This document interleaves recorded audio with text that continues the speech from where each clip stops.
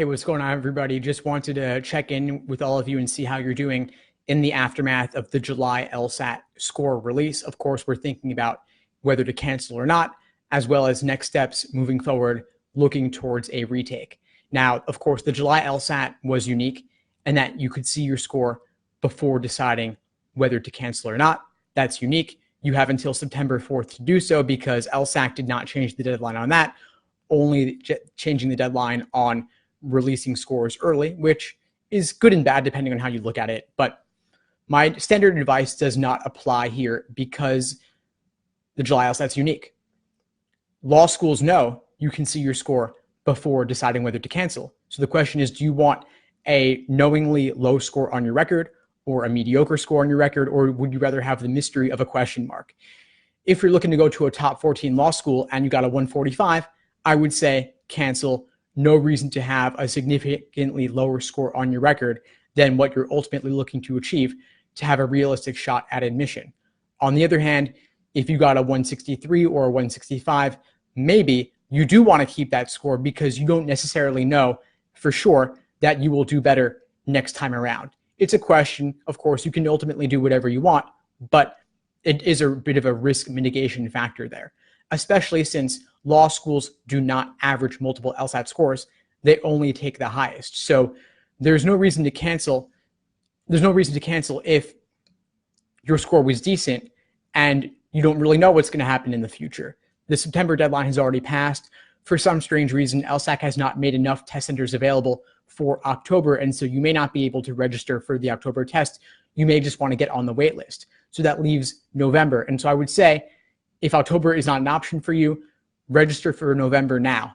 And if you're not sure whether you want to register for November or not, then I would say best thing to do is go on LSAC's site, choose your test center, and add that test center to your shopping cart. It will stay there for 24 hours, giving you 24 hours to make a decision on this, where you will have that reserved. Don't leave it there for too long, though, because then you're taking the slot up from somebody else. But that is something to be thinking about as you look out for numero uno, of course. Now, the question for retakes is, what are you going to do differently next time around? Is there a resource that you've been looking to get but haven't yet chosen to make the investment? Now is the time to do that. Now is the time to next level your prep.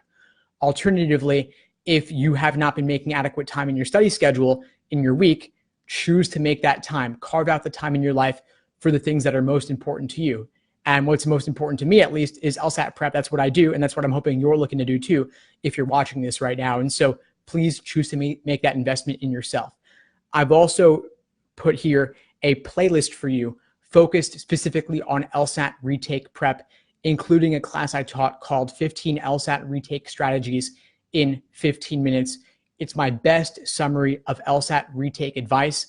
And most of you, whether you took in July or not, you are probably going to retake at some point in the future because, hey, why not? Through luck alone, you could do 3 to 4 points better. So in my book, retaking is a no-brainer, especially since the July LSAT did not count against your retake limit of 3 times in any one cycle. So you could take it in October, November, and January, or November, January, and February if you wanted to. And through luck alone, you could do a few points better. And then if you improve your understanding on top of that, you might do even better than that. Anyway, I hope you found this helpful. Please feel free to reach out if you need anything at all as you move forward with your prep. I'm a real person and I'm happy to help however I can. In the meantime, as always, I'll wish you all the best and take care.